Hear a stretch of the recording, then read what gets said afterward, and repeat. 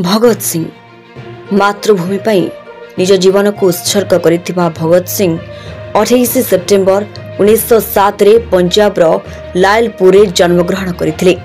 चंद्रशेखर आजाद एवं दलर अन्य सदस्यों सह से साहस सहित भारतर स्वाधीनता पाई ब्रिटिश सरकार सहित लड़िथिले।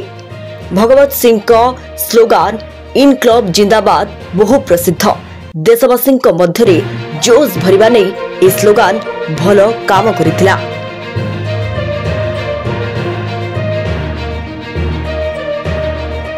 देशर स्वाधीनता पाई वीर पुत्र भगत सिंह राजगुरु एवं सुखदेव निज जीवन को उत्सर्ग करथिले। ब्रिटिश शासन विरोध में स्वर उत्तोलन करी जन सुरक्षा एवं वाणिज्य वितरण बिल को विरोध करी सेमाने सेंट्रल असेंबली रे बोमा फिंगिथिले। या परे सेमाने को गिरफ्त करा जाई फांसी दिया जायथिला।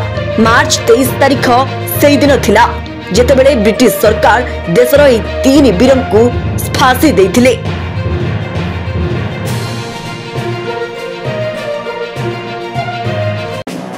शहीद राजगुरु 24 अगस्त 1908 रे पुणे जिलार खेड़ाठारे जन्मग्रहण करथिले।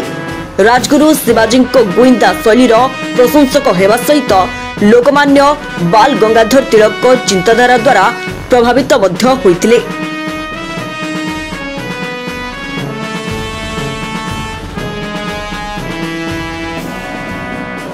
शहीद सुखदेव 15 मई 1907 रे पंजाब रो लालपुर पाकिस्तान ने जन्मग्रहण करथिले।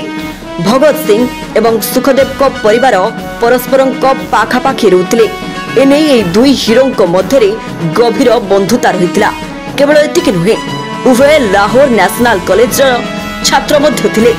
सुखदेव सैंडर्स हत्या मामला रे भगत सिंह एवं राजगुरु को समर्थन करथिले।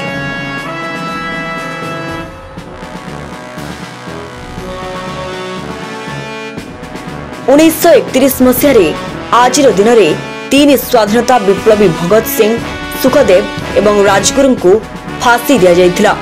शहीद दिवस देश पाई एक विशेष एवं भावप्रवण दिन।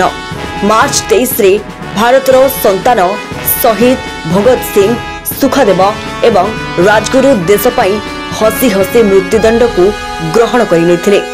सेमानको बलिदान पाई देशर प्रत्येक नागरिक प्रकृत हृदय रे समानकु सलाम करंती।